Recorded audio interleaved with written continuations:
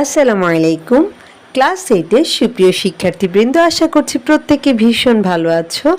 Learning with এপ্রিয়ার আজকের আয়োজনে তোমাদের সবাইকে স্বাগত জানাচ্ছি।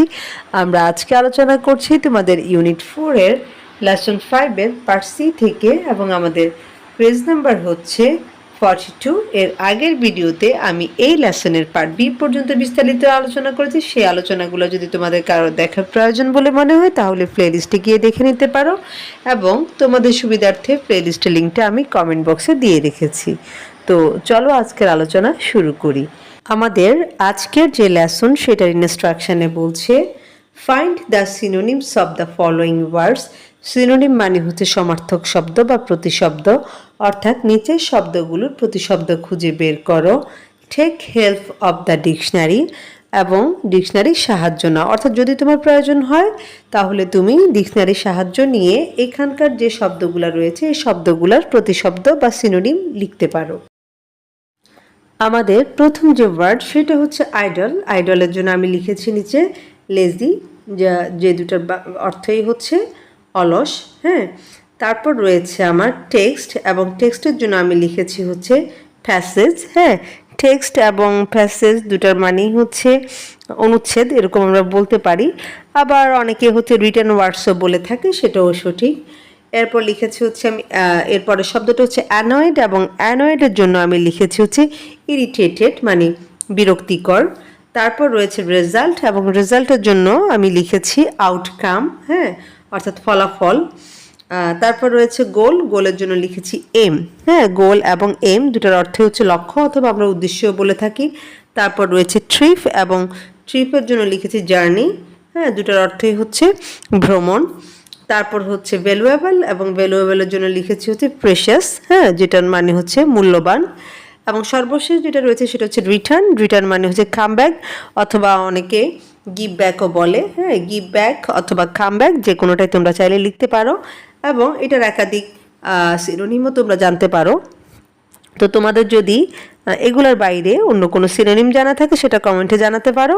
এবার চলে যাচ্ছি আমি পার্ট ডিতে, এবং সেখানকার ইনস্ট্রাকশনে বলছে find the synonyms of the words in the dictionary page in lesson 3, অর্থাৎ লেসন 3-এর অভিধানের পাতার শব্দগুলো সমার্থক শব্দ খুঁজে বের করো।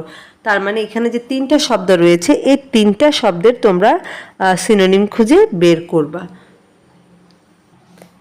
এখানে 3টা শব্দ হচ্ছে ফিট, এবং এরপরে হচ্ছে ফিটেড, এরপর হচ্ছে ফিটিং। আমরা এই 3টা শব্দের সিনোনিম খুঁজে বের করব, এবং সেই সাথে আমাদেরকে আরও একটা টাস্ক দিয়েছে, সেটা হচ্ছে এখানে বলছে make sentences with the synonyms, এবং যে সিনোনিমগুলো তুমি বের করবা ওই সিনোনিমগুলো দিয়ে একটা করে তোমাদেরকে সেন্টেন্সও লিখতে হবে। তার মানে এখানে যে 3টা শব্দ তুমি দেখতে পাচ্ছ, 3টা শব্দের জন্য তুমি 3টা সিনোনিম লিখবা, এবং যেটা তুমি লিখবা সেই ওয়ার্ডটা দিয়ে একটা করে সেন্টেন্স মেক করতে হবে। তো আমি একটু তোমাদেরকে দেখিয়ে দিচ্ছি তোমরা কিভাবে করবা। দেখো আমি এখানে জিনিসটা সাজিয়ে রেখেছি। হ্যাঁ, যেমন প্রথম শব্দটা হচ্ছে আমার ফিট, এবং ফিটের একটা সিনোনিম আমি লিখেছি সুইটেবল। হ্যাঁ, যেটা মানে হচ্ছে উপযুক্ত বা মানানসই এরকম। হ্যাঁ, এবং এটার জন্য আমি লিখেছি this dress is suitable for the party, অর্থাৎ এই যে পার্টি এটার জন্য এই ড্রেসটাই হচ্ছে সবচেয়ে উপযুক্ত বা মানানসই। দ্বিতীয় যে সেন্টেন্স সেটার জন্য আমি লিখেছি হচ্ছে অ্যাডজাস্টেড। হ্যাঁ, এবং সেন্টেন্স লিখেছি the Taylor adjusted the shirt perfectly. হ্যাঁ, অর্থাৎ এই যে টেইলর এটা যে শার্টটা এটা খুব পারফেক্টলি বা ঠিকঠাক মতোই করেছে, অ্যাডজাস্ট করে নিয়েছে এরকম বোঝাচ্ছে। এবং শেষের যেটা রয়েছে সেটা হচ্ছে ফিটিং, এবং তার জন্য লিখেছি হচ্ছে অ্যাপ্রোপ্রিয়েট। হ্যাঁ, একেবারে উপযুক্ত বোঝাচ্ছে। এবং এটার জন্য আমি সেন্টেন্স লিখেছি his speech was appropriate for the occasion, অর্থাৎ এই যে অনুষ্ঠান এটার জন্য তার যে বক্তৃতা এটা একেবারে উপযুক্ত ছিল। হ্যাঁ, বা ঠিকঠাক ছিল।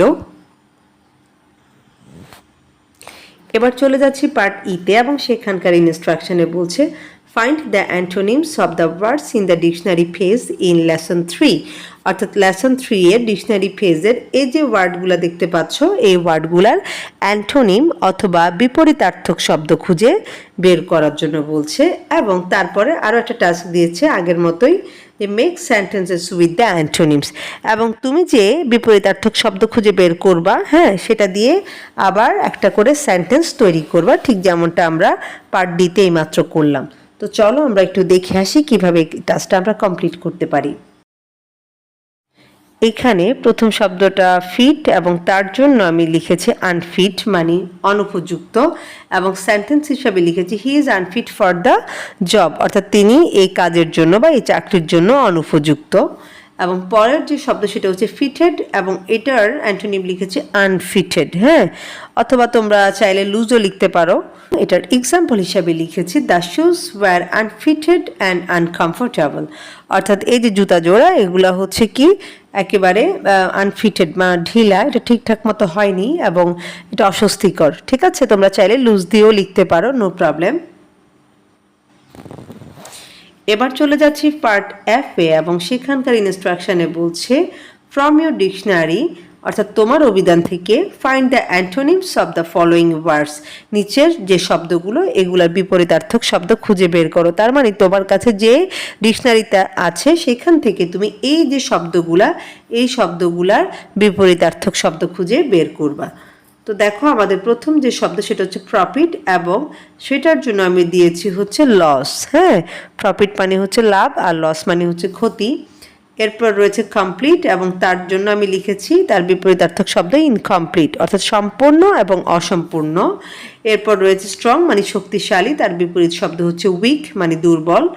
এরপর রয়েছে হার্ড মানে হচ্ছে শক্ত, এবং তার বিপরীত শব্দ হচ্ছে নরম, যেটাকে আমরা ইংলিশে বলি হচ্ছে সফট, হ্যাঁ।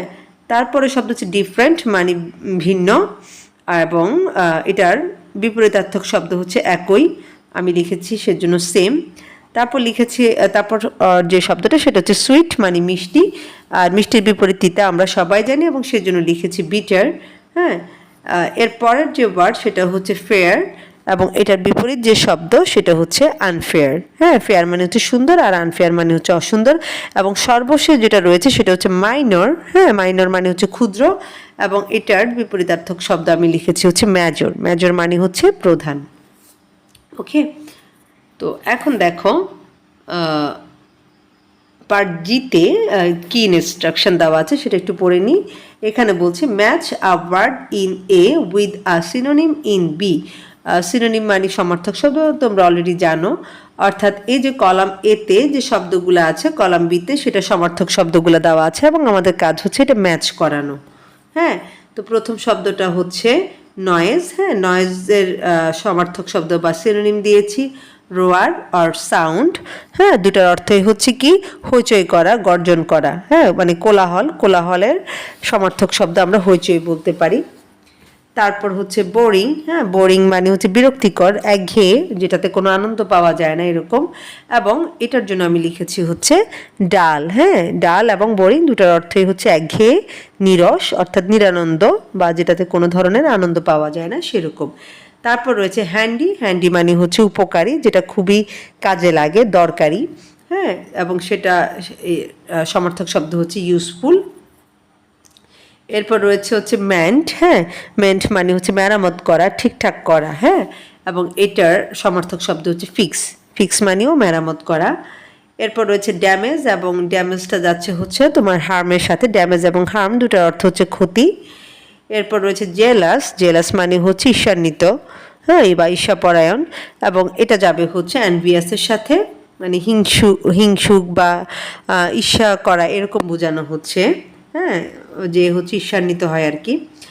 তারপর হচ্ছে অ্যানয়ি, হ্যাঁ, অ্যানয়ি মানে হচ্ছে বিরক্তিকর, এবং বিরক্তিকরের আরেকটা খুব কমন ইউজ করা ইংলিশ হচ্ছে ইরিটেট, হ্যাঁ, ইরিটেট কথাটা আমরা খুব বেশি ব্যবহার করি বিরক্তি প্রকাশ করার ক্ষেত্রে।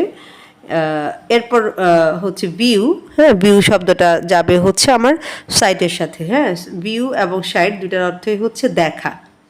তো এইভাবে করে তোমরা তোমাদের টাস্কটা কমপ্লিট করতে পারো। আমি জানি না আমার এই প্রচেষ্টা তোমাদের আসলে কতখানি উপকারে আসে। যদি আমার এই কাজগুলা তোমাদের ভালো লেগে থাকে সেটা অবশ্যই নিজেরা বন্ধুদের সাথে শেয়ার করবা, এবং যারা চ্যানেলটাই নতুন তারা অবশ্যই চ্যানেলটাকে সাবস্ক্রাইব করবা।